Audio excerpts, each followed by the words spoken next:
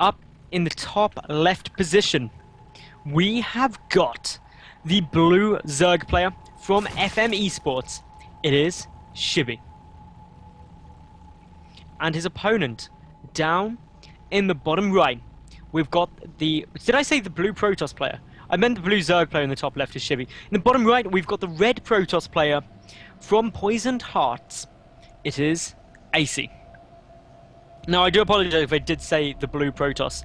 That was an honest mistake. I've been casting now for 3 hours, solo casting and obsing. It is pretty intense. My cup of tea has also depleted, which is a tremendously bad occasion for anyone like myself. Losing my cup of tea to myself is pretty devastating. In all honesty, it's like, well, there was tea, and then I drank it, and now, while I just wanted it so badly, now I need to get another one. And it's not like what I'd love is just to have a tea tap.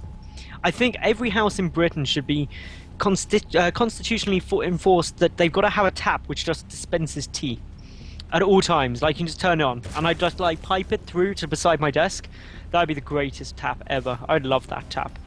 I'd give it a name and everything. I'd call it like TT the Tap, and I'd try and get it sponsored by TT Esports and all of those fun things. But anyway, that is completely off topic. Anyway, Shibbxyz, he's getting down a pull first because that's the safe thing to do right here, because you're against the Protoss, you don't want to get cannon rushed. However, there's no Forge down at the moment for Acey, who's going to be going for a Nexus first build, because that's safe, that's good, everything is all good, basically.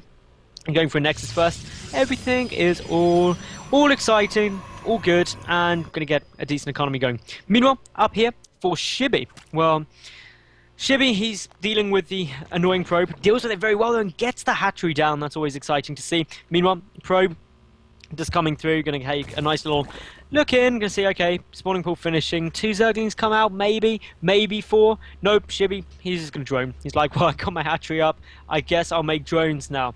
Going from the game of drones style of play, that really, if you come and attack me and kill some workers, that's fine, because all while you're attacking me, I just made more workers. I got more than I'd ever need. More ha ha ha. And that's how you play Zerg.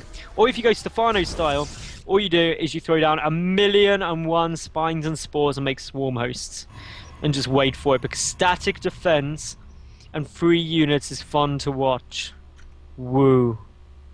I'm being sarcastic. It was actually a really good game. I really enjoy these interesting styles of things that go on. It's brilliant to see, because I always remember the first kind of game-breaking, well, not game-breaking, but the first style of play I ever, in Starcraft 2, ever really caught on, and I was like, wow, I love this style, it's brilliant, was the Ice Fisher built by Spanichiwa. That was so swish. It was just getting loads of queens and loads of spines and loads of drones, and that's all you did for ages, and it worked so well, and god, I love that play.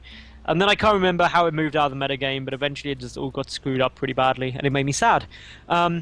But yeah, that was good times. What was, like, send me a tweet at MadlesSE2. What was your favorite, like, metagame strategy? And if anyone tweets me with Broodlord Infestor, I will judge you. I will really judge you.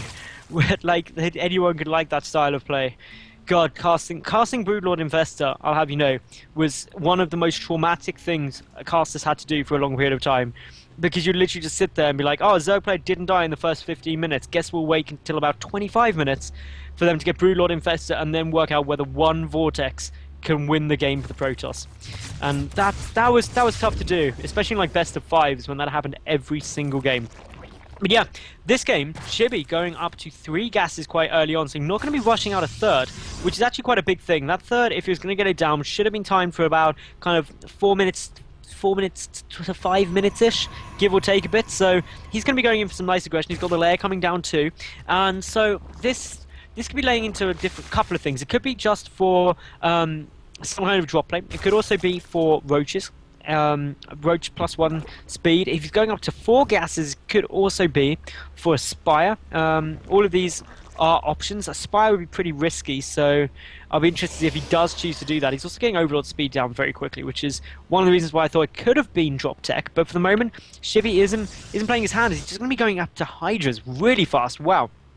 So, yeah, Basically, Hydra's good. Hydra's especially good with the robotics facility coming down and 3 additional gateways with +1, which looks an awful lot like an Immortal Sentry push.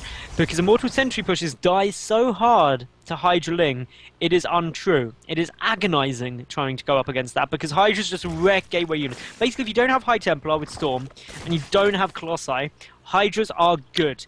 Hydra speed is coming down as well. There's the first Hydra list coming down. Shibbxyz just happily running around, going to try and spot any proxy pylons that could get placed, and here is said proxy pylon. Oh, is Zella going to be able to get in and see there's no third? Because that's actually quite a big giveaway if the third isn't there. Oh, it's so close. Knows there's no creep spread, so knows that it's not there. Now confirms it. Not one even in production. And this is where actually Acey could be sitting there and thinking a little bit like, oh, okay, no third. He's going to try and kill me. Any minute now, he's going to try and kill me. This is bad news. And actually the best thing for Acey to do right now would, in all honesty, be to turtle up, just like in a nice safe spot, and that's really what he's doing. He's chucking down another pylon there. He's got +1. Getting a bit of additional tech wouldn't be too bad for him either, but instead just pumping out more gateways, because he's on equal bases as Shibbxyz, and so if he manages to deal some good damage, that would be really positive for him, while going for a War Prism drop, a Zella drop into the main. This would be fantastic, especially if the Hydras move across. Unfortunately, holding this wall off won't be easy with Hydras there, because they've just got such a big range. It'll be really difficult to make it work, but now in comes the Zella drop. Is it going to be able to do much damage? Well, it's on its way forward. There is the Queen there. A couple of Zerglings are about to pop out, though. That could be problematic. The Queen is going to try and get focused. The Zerglings are going to come and pop out, though. Nice little warping coming down, too. And this is where Shibbxyz going to be forced to pull back. And he's not going to be able to do much damage. He just managed to snipe down the War Prism nice and quickly. The Hydra's just decimating through these Zealots, and this is where all of the damage is absolutely essential. We can see that didn't actually do as much damage as Acey would have wanted. Only a single drone was taken down there. And more critically, the Queen stayed alive as well, so that means the Injector's still going to be down. 1-1 upgrades are on the way. The Robotics Bay is coming down too.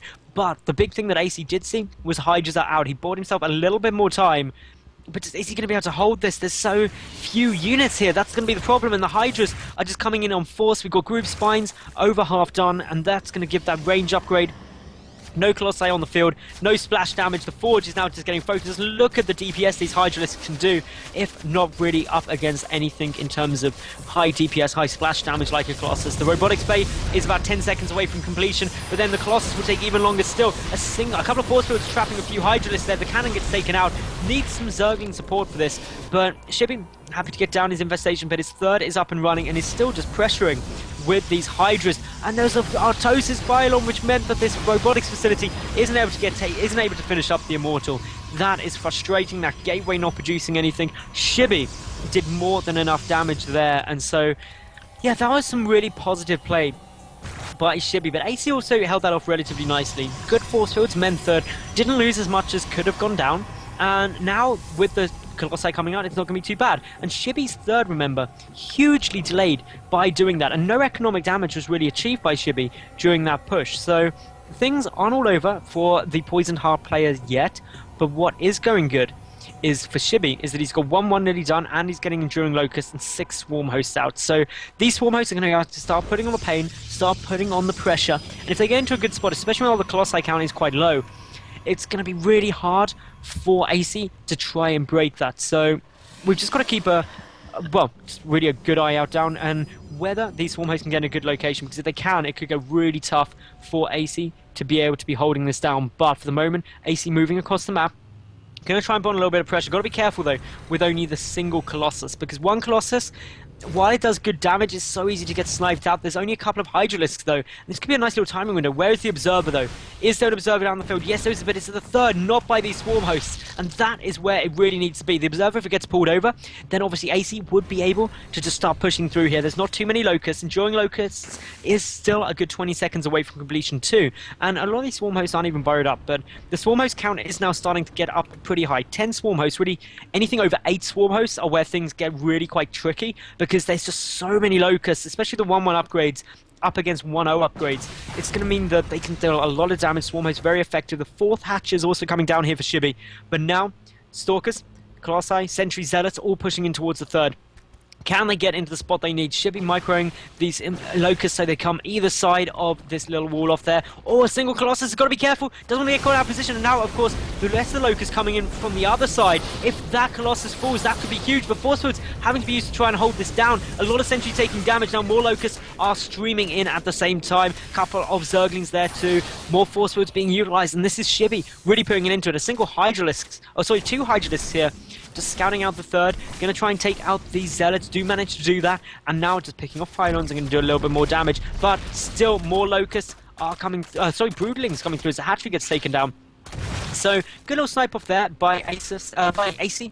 But still, Hydras, they are just happily going for this Nexus. And there, with some Zerglings coming in, that is going to mean these Stalkers are going to take a little bit of fire. Do blink away to safety. Got to be careful though, because of course, even though there is the Colossus coming in there, you don't want to be losing Stalkers to just 2 Hydras and a couple of Zerglings. Zerglings now streaming up into the main base as well. This problem, the Dark Shrine scouted, that means Spore Corders can get thrown down, Overseers can get made. Shibbxyz really on top of all of this. He's also got, of course, these Swarm Hosts moving in close. He's picking off a couple of probes here, there, and everywhere. Those Zerglings may only be 0-1 upgraded, but against probes, that is a big advantage. Locusts now making their way forward too. That Overlord, unfortunately, does get taken out, so won't be seeing anything too fun there.